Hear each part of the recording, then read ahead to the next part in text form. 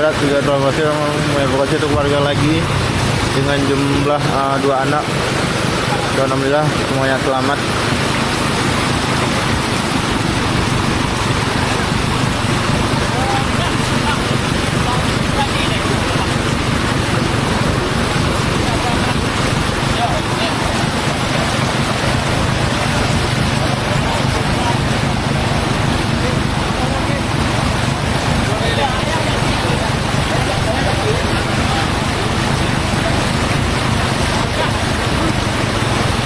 Pak, bagaimana Pak?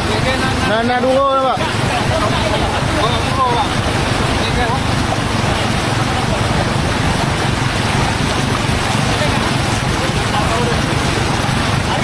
Hah? Boleh, boleh.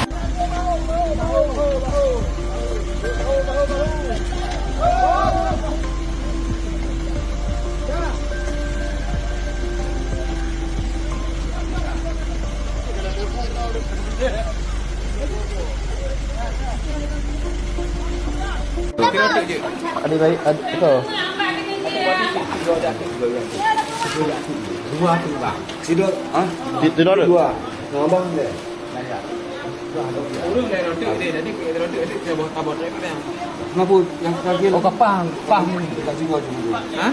Yang terakhir dulu aja. Kapang. Kau nyak aja pak. Roti nak. Roti. Padahal kamu kan gua aja dulu. Roti je. Jadi yang pada ubun lah. tirot. Iya.